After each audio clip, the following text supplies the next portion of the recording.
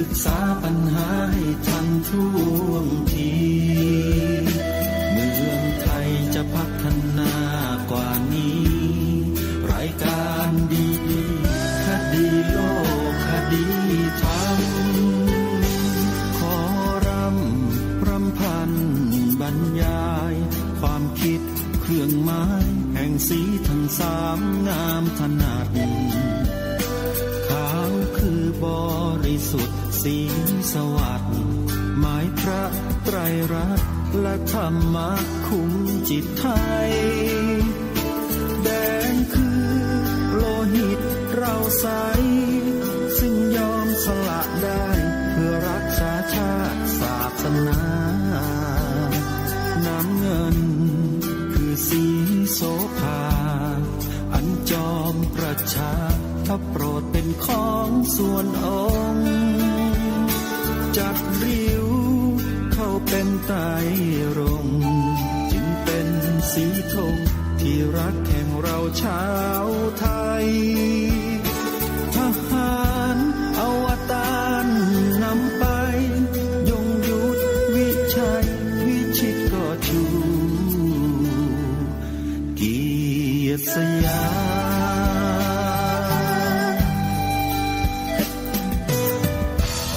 ประเทศไทยที่เจริญมั่นคงมาได้จนถึงทุกวันนี้มิได้เกิดขึ้นจากความหวาดกลัวอย่างคลาดเขลาแต่บรรพบุรุษไทยของเราทุกยุคทุกสมัยล้วนแต่มีความกล้าหาญและชาญฉลาดปกป้องเอกราชสร้างชาติให้เกิดความมั่นคงโดยมีธงแห่งพระไตรรัตน์เป็นเครื่องนำชัยจึงเป็นที่มาที่ไปของรายการคดีโลกคดีธรรมกล้าคิดก็ต้องกล้าทำอย่ากลัวถ้าทำความดีเร่งศึกษาปัญหาให้ทันท่วงทีเมืองไทยจะพัฒนากว่านี้รายการดีคดีโลกคดีธรรมรายการดีคดีโลกคดีธรรม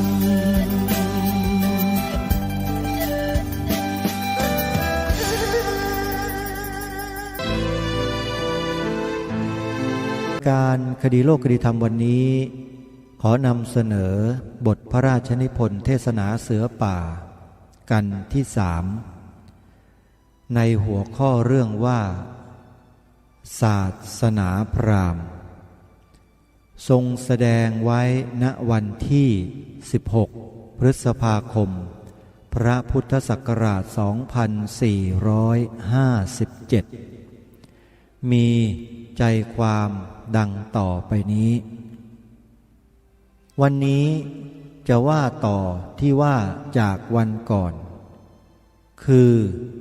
ศาสนาที่ว่าได้เกิดขึ้นแล้วอย่างไรก็ดี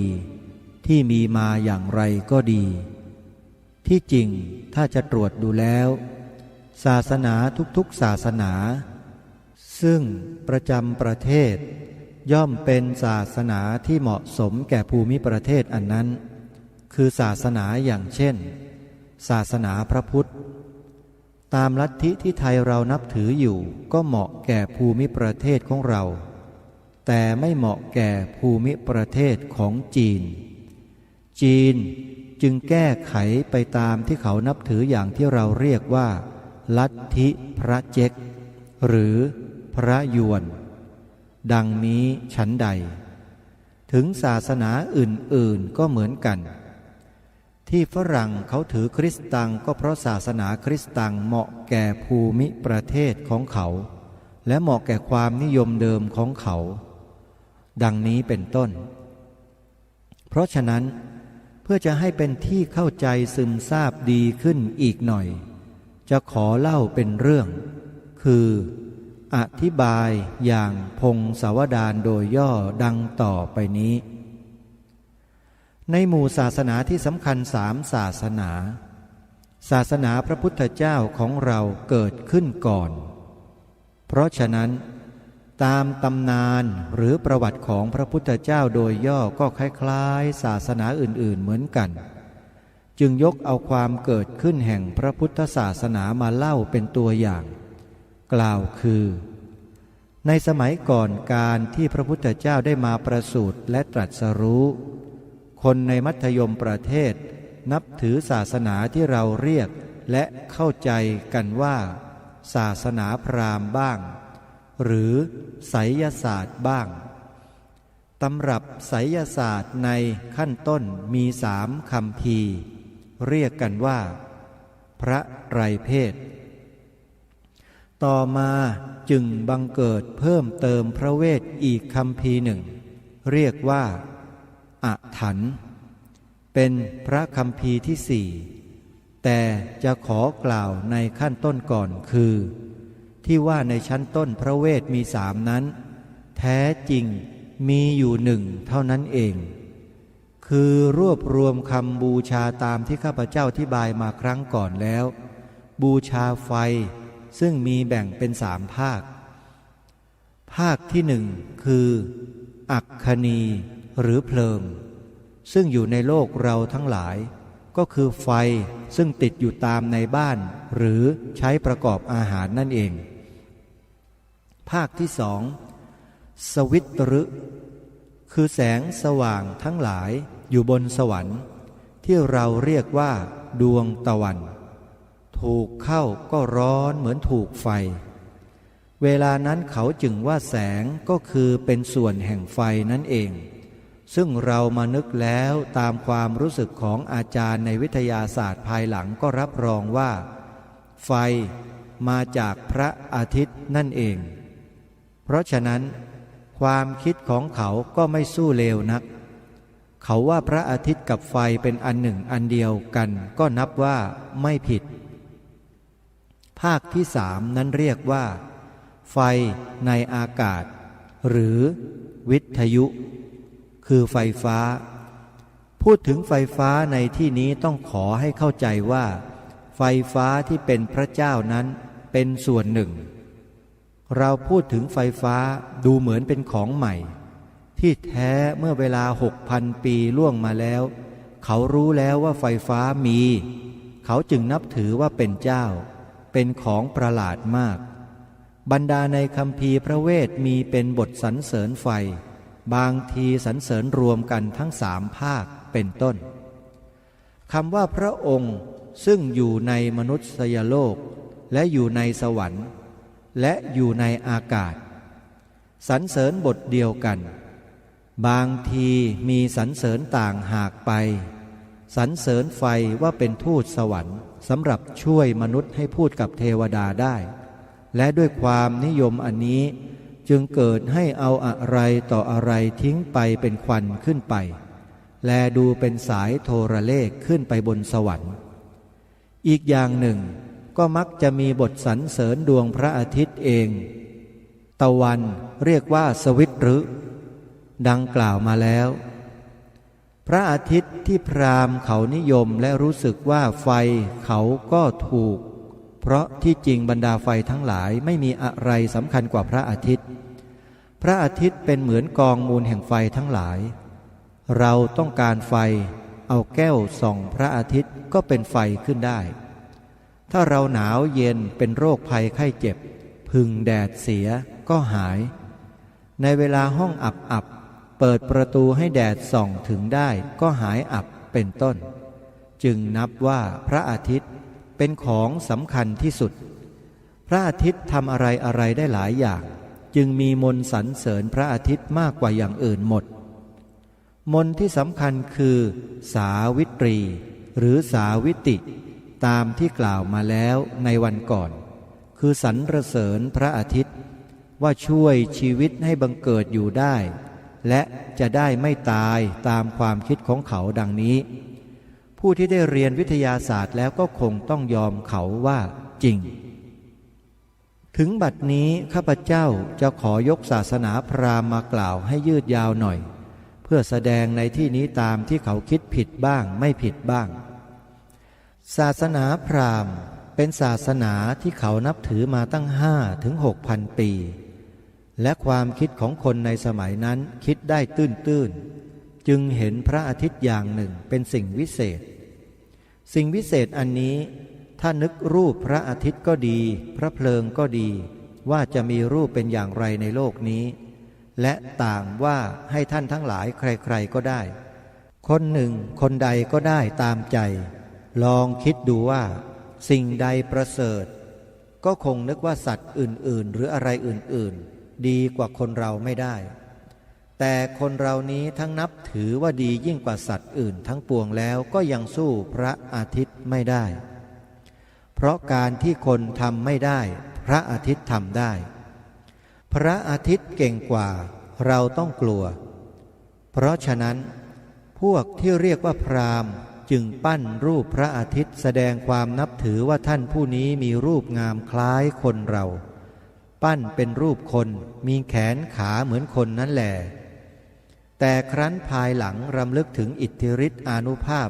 อันมีมากกว่าคนเราจึงได้เลยเอาแขนต่อให้เป็น5 แขน10 แขน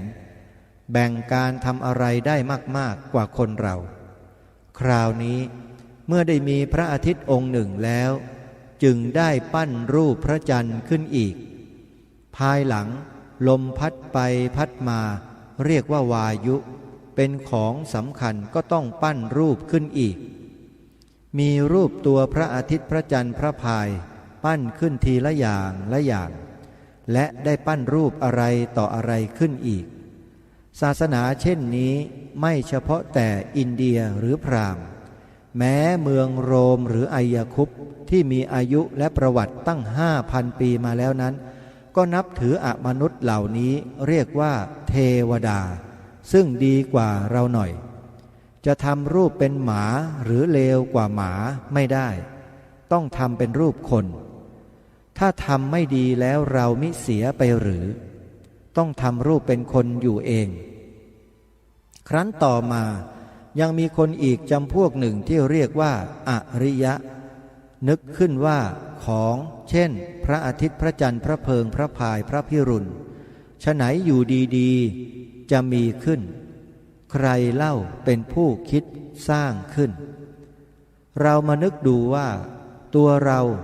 อยู่ดีๆจะมาเกิดอย่างไรคงมีพ่อมีแม่ต่อกันมาพระพายพระเพลิงหรือพระพิรุณใครเป็นพ่อพวกพราหมณ์อ้ำอึ้งครั้งแรกจะบอกว่าไม่รู้ก็เหลวไหลเป็นครูบาอาจารย์ก็ควรจะต้องเข้าใจจำเป็นต้องรู้และแปลว่าท่านเทวดาทั้งหลายทุกองค์เกิดมีขึ้นในครั้งไหนใครเป็นผู้สร้างใครเป็นพ่อพราหมณ์ทั้งหลายจึงเกิดมารวมกันเข้าปรึกษากันว่าจะทำอย่างไรดีต้องคิดอะไรให้เขาเข้าใจเพราะพราหมณ์บัดนั้นคุยว่าเป็นคนสำคัญอ้างว่าเมื่อบูชาแล้วได้ยินเสียงพระอาทิตย์พระจันทร์พระพายเหมือนพูดกับตัวคราวนี้ถูกเขาถามก็ต้องบอกว่าข้าพเจ้าขอผัดไปทำพิธีถามพระเป็นเจ้าก่อนแล้วก็ไปรวมกันตรึกตรองได้มาของเขาดีพอใช้คือว่ามีพระเป็นเจ้าองค์หนึ่งซึ่งเป็นพราหมณ์เรียกว่าพรหมท่านที่เรียกว่าพรหมนี้จำต้องมีก่อนส่วนพระพรหมนั้นเล่าเมื่อก่อนที่จะเกิดขึ้นก็ย่อมมีธรรมะปรากฏอยู่แล้วในโลกเพราะธรรมะเป็นของไม่มีเนื้อตัวธรรมะทั้งปวงซึ่งมีอยู่ในโลกผสมกันเข้าจนเป็นไข่และไข่นี้เป็นก้อนลอยอยู่ได้10,000 กับไข่ก็แตกพระพรหมอยู่ในไข่นั้นบันดาลให้ไข่แตกเป็น2 ซีกซีกบนไปเป็นฟ้าซีกล่างเป็นโลกที่มนุษย์อยู่แล้วพระพรหมจึงสร้างสรรพสิ่งทั้งปวงบรรดามีในสวรรค์สร้างสวรรค์สิ่งทั้งปวงที่จะมีในโลกนี้ชั้นต้นสร้างไฟให้มาเผาผลาญสิ่งซึ่งเป็นบาปอกุศลทั้งปวงหมดแล้วจึงสร้างน้ำขึ้นดับไฟอันนั้นน้ำดับไฟแล้วน้ำนั้นทำให้พื้นดินชุ่มชื่นเกิดงอกงามเป็นเขาเป็นห้วยอะไรขึ้นอีกมีพืชพันธุ์ธัญญาหารขึ้นบริบูรณ์มีต้นไม้ขึ้นแล้วจึงมีสัตว์ขึ้นแล้วจึงมีมนุษย์ ในพวกมนุษย์มีผู้หนึ่งนับว่าเป็นลูกพระอาทิตย์เกิดขึ้นเป็นพระเจ้าแผ่นดินได้ปกครองประชาชนมีตั้งแต่บัดนั้นข้อความเหล่านี้มีอยู่ในโครงสร้างโลกที่พราหมณ์อ่านเป็นองค์การแช่งน้ำในพิธีถือน้ำทุกๆปีแต่ท่านทั้งหลายโดยมากคงจะไม่ได้ฟังหรือแม้ได้ฟังก็จะไม่ได้สังเกตข้าพเจ้าจึงเก็บมาแสดงโดยย่อเพราะเรื่องนี้นับว่าเป็นหัวใจแห่งศาสนาพราหมณ์แต่เป็นธรรมดาคนเรายิ่งอ่านอะไรเข้ายิ่งมีความคิดของตนงอกออกมาอีกทุกทีศาสนาพราหมณ์ย่อมจำเริญรุ่งเรืองมากขึ้นแต่เป็นธรรมดาศาสนาที่จำเริญและคนถือมากแล้วก็มีความเห็นแตกต่างกันมากเหมือนกันซึ่งเกิดมีพวกหนึ่งซึ่งถือพราหมณ์เป็นพระเจ้าองค์เดียวพวกที่คณะอื่นนับถือนั้นเป็นชั้นต่ำไม่ใช่เป็นเทวดาคนจำพวกนี้มีพวกน้อยคนโดยมากนับถือว่าพระปรพรหมสร้างเสร็จแล้ว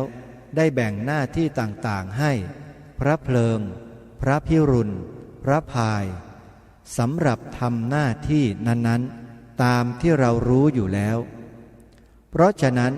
สร้างขึ้นแล้วนับถือต่างๆพวกที่นับถือพระปรพรหมเป็นใหญ่และนับถือพระองค์เดียวนั้นแหละอยู่ในอินเดียไม่ได้ต้องหนีไปทางทิศตะวันตกจึงตรงกับข้อความในไบเบิลของศาสนาคริสต์ว่า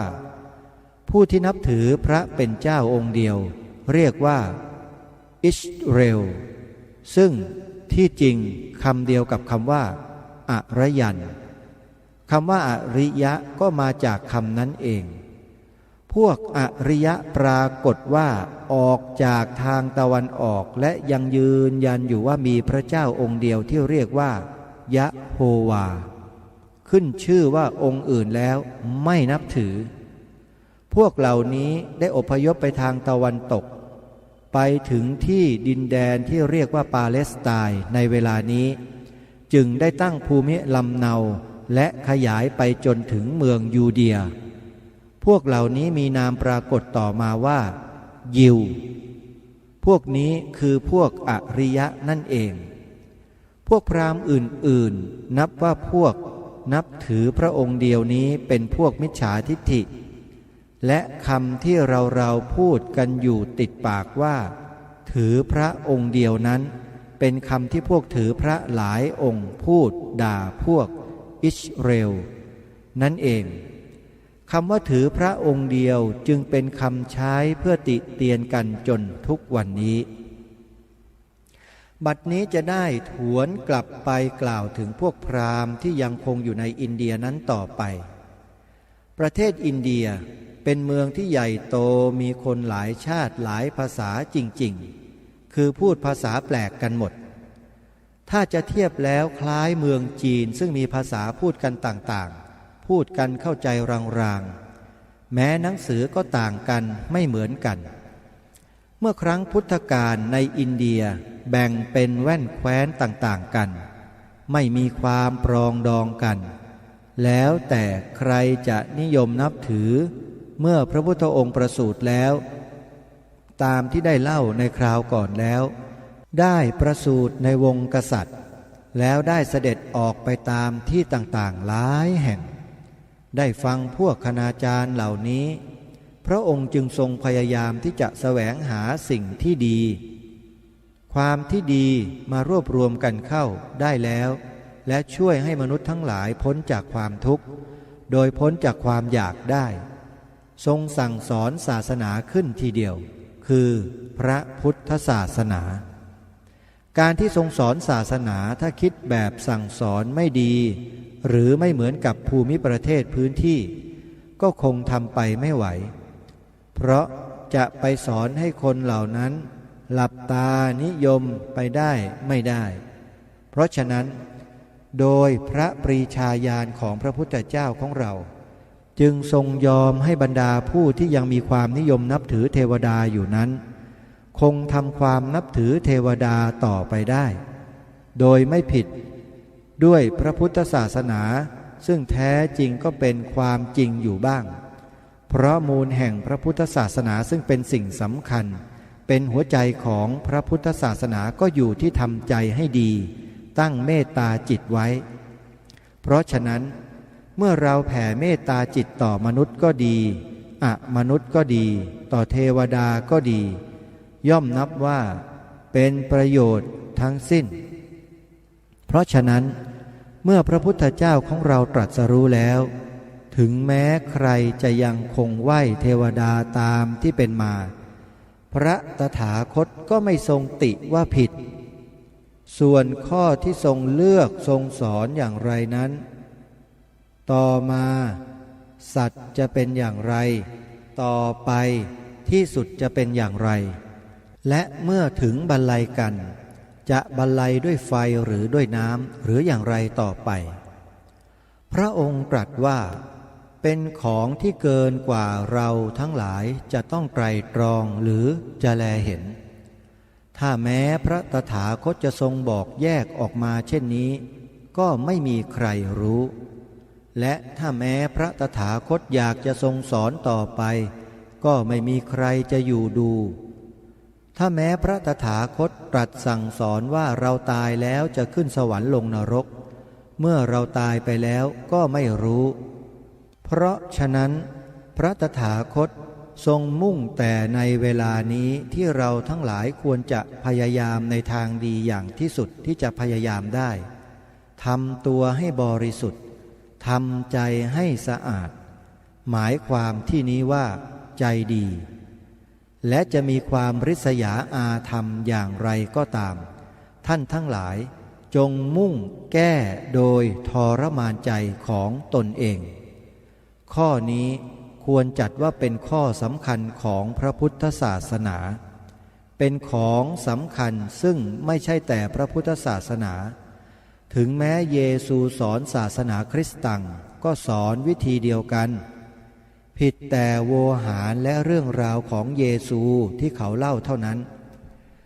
ยังมีข้อความนอกจากนี้เป็นอันมากเช่นพระพุทธเจ้าของเราที่พระองค์ทรงอนุโลมตามศาสนาพราหมณ์มากที่สุดที่จะเป็นไปได้สิ่งใดที่ประพฤติไปแล้วติดขัดกับคำสั่งสอนบ้างพระองค์ก็ได้ทรงจัดการแก้ไขใหม่เป็นต้นว่าข้อสำคัญในการบูชายัญคือต้องฆ่าสัตว์และเอาเนื้อนั้นปิ้งเผาไฟบูชายัญข้อนี้พระองค์ได้ทรงแลเห็นความเสียหายเป็นอันมากเพราะการบูชายัญจะเป็นสัตว์เดรัจฉานก็ดีคนก็ดีย่อมได้รับความลำบากทรมานสัตว์และมนุษย์ได้รับความทุกข์มากกว่าความสุขอยู่แล้ว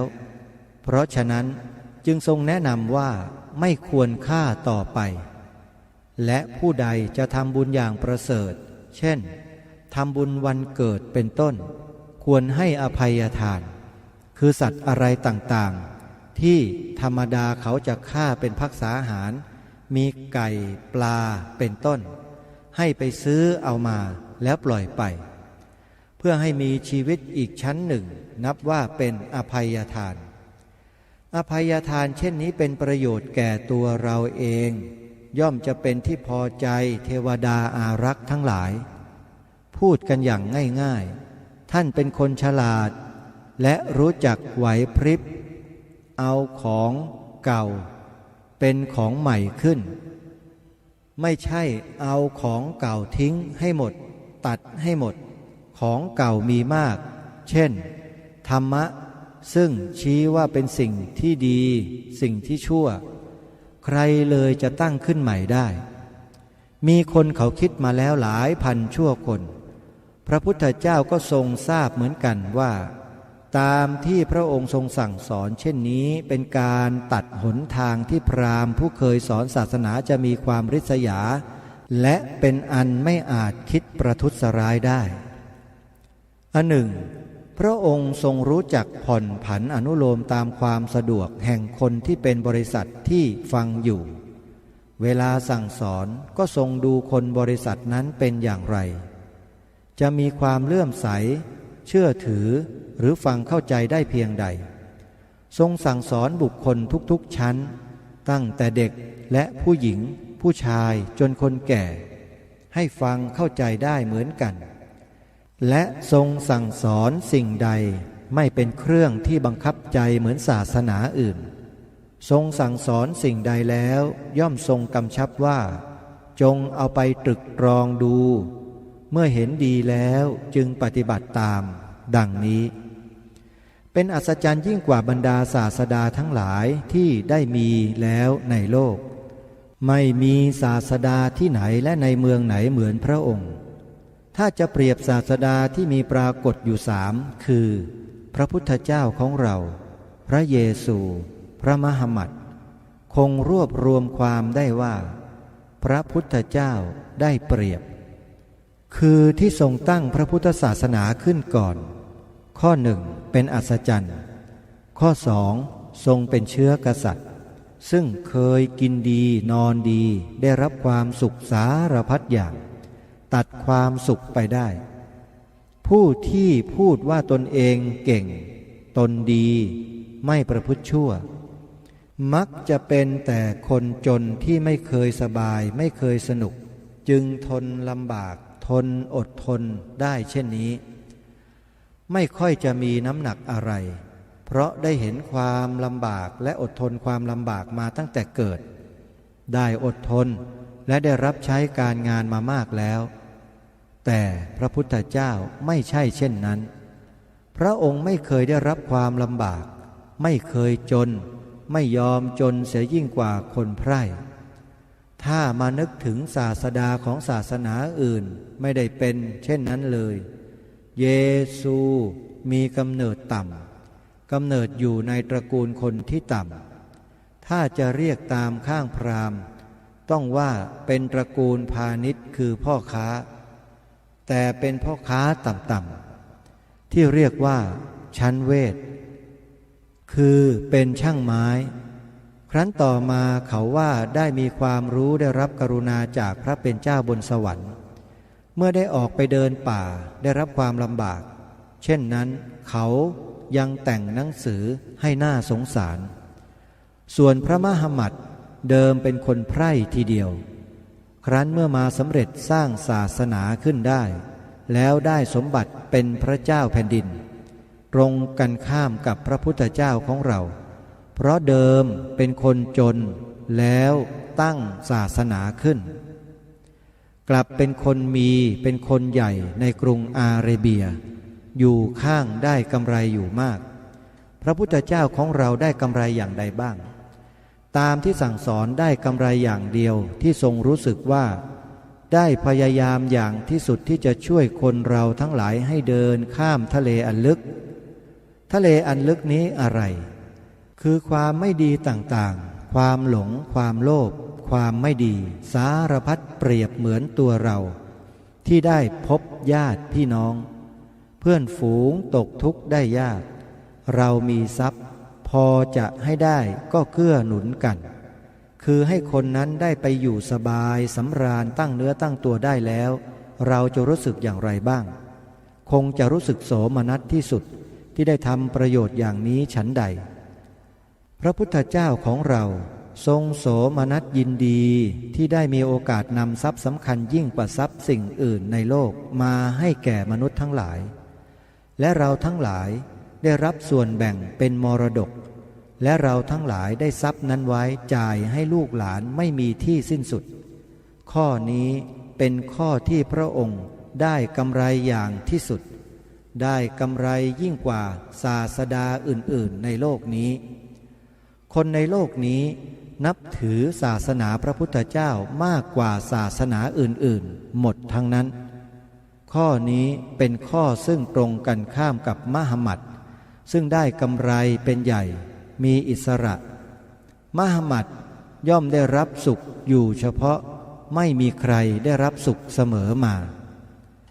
เท่านี้ก็แลเห็นได้แล้วว่า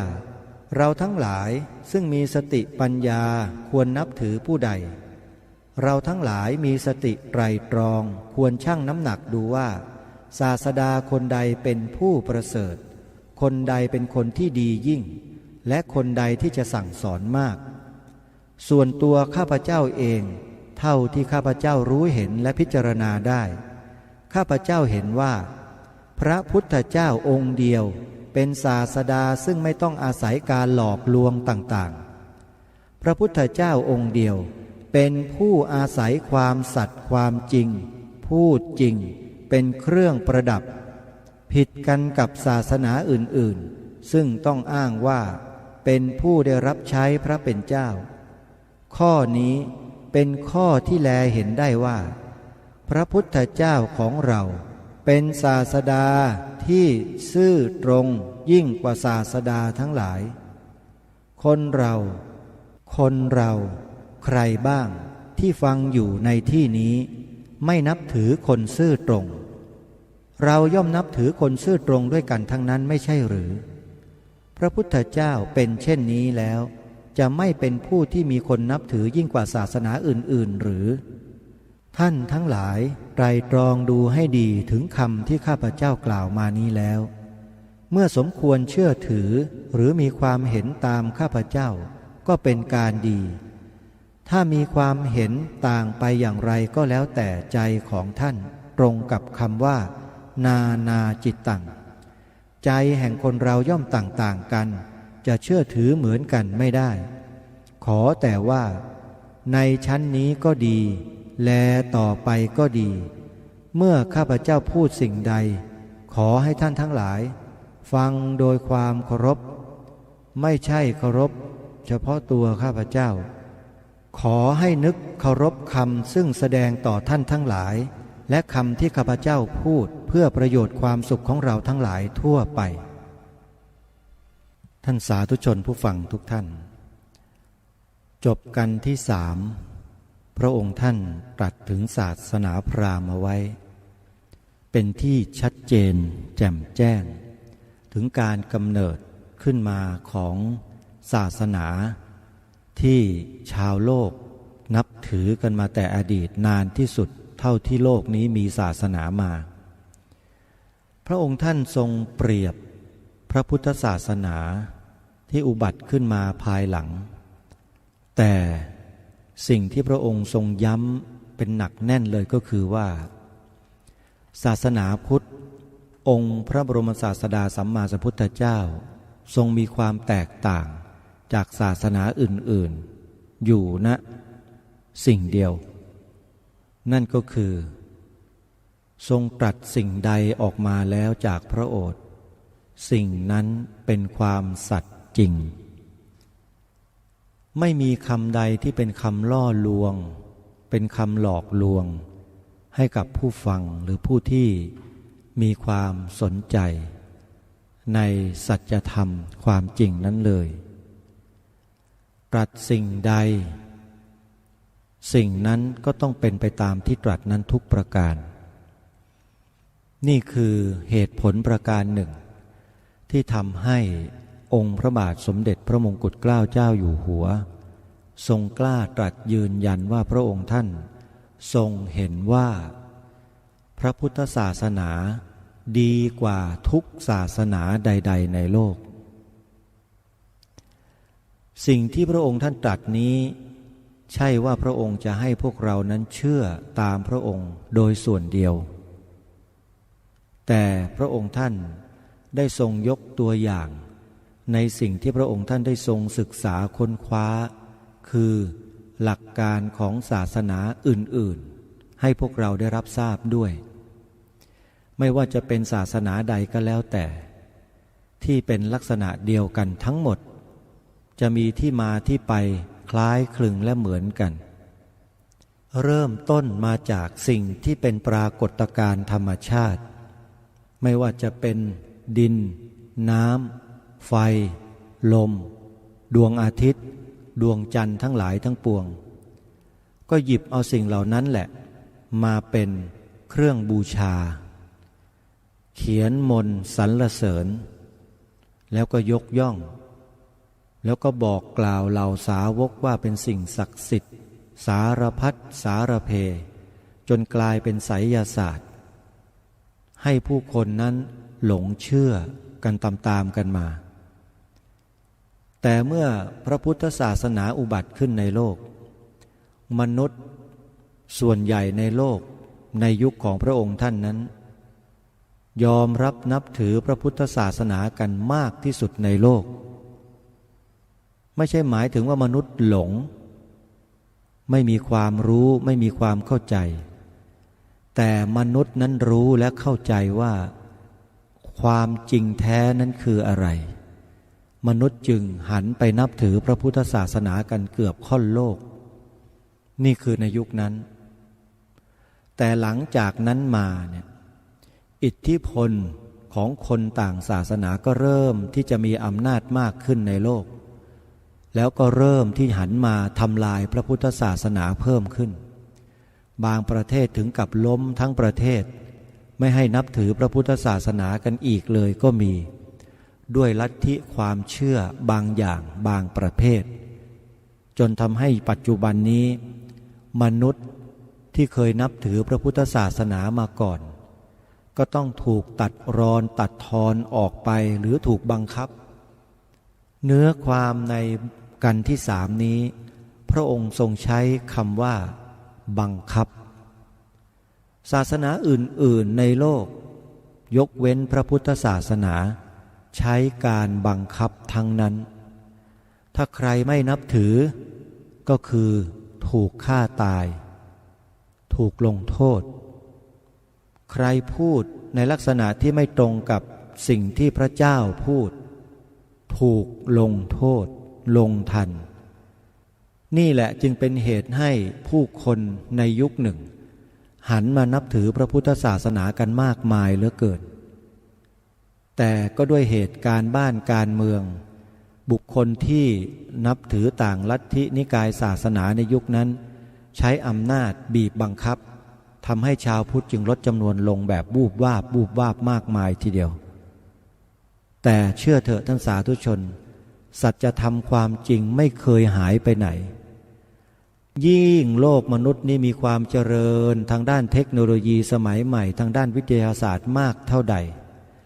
มนุษย์ก็เริ่มจะทำการศึกษาเรียนรู้และทำความเข้าใจพระพุทธศาสนาและศาสนาอื่นๆในเชิงเปรียบเทียบเนี่ยเห็นได้อย่างชัดเจนเร็วและมากยิ่งขึ้นและมั่นใจว่าอนาคตข้างหน้าศาสนาที่เป็นศาสนาของแท้ของจริงอย่างพระพุทธศาสนานี้จะมีผู้คนหันมานับถือกันมากมายยิ่งกว่าในอดีตอีกเยอะแยะทีเดียวถึงกระนั้นก็ตามประเทศไทยของเราก็ไม่ใช่สภาวะเช่นนั้นมีแต่จะหดน้อยถอยลงมีแต่จะด้อยลงเพราะเหตุบ้านการเมืองเข้ามาบีบบังคับในเชิงต่างๆมากมายไม่ว่าจะเป็นในเชิงเศรษฐกิจการเมืองสังคมการศึกษาแม้แต่ในเชิงศาสนาก็ตามนี่แหละจึงย้ำกับท่านทั้งหลายถึงพระราชดำรัสตรัสสอนของพระองค์ท่านอยู่ประการหนึ่งที่ทรงเตือนเราเอาไว้มาเป็น100 ปีแล้วนั่นก็คือว่าผู้ที่คนอื่นเขาส่งเข้ามาปลอมแปลงเพื่อทำลายพระพุทธศาสนาเราทั้งหลายต้องคอยระวังรู้เท่าไว้จึงจะควรเพราะฉะนั้นอย่าชะล่าใจเด็ดขาดอย่าคิดว่าประเทศไทยเป็นประเทศพระพุทธศาสนาแล้วศาสนาพุทธจะไม่ล่มสลายอย่าคิดเด็ดขาดเพราะตอนนี้สัญญาณต่างๆที่ส่งออกมาตามหน่วยงานของรัฐตามห้างร้านตามระบบเศรษฐกิจมันเริ่มชัดเจนมากยิ่งขึ้นเราจงมาช่วยกันคิดซิว่าเราจะช่วยกันรักษาพระศาสนาของเราให้อยู่รอดปลอดภัยไปกันได้อย่างไรอันนี้สำคัญที่สุดในช่วงเวลานี้ก็ขอฝากเอาไว้ด้วยในวันต่อไปมาติดตามรับฟังบทพระราชนิพนธ์เทศนาเสือป่าในกันที่4นะมีชื่อกันว่าศาสนายิวกับศาสนาคริสตังมีเนื้อหาสาระอย่างไรไว้ติดตามกันในโอกาสต่อไปวันนี้เวลาของรายการหมดลงแล้วต้องขอสมมุติยุติไว้แต่เพียงเท่านี้ขอความสุขสวัสดีจงมีแด่ท่านผู้ฟังทุกท่านทุกคนเทินขอเจริญพร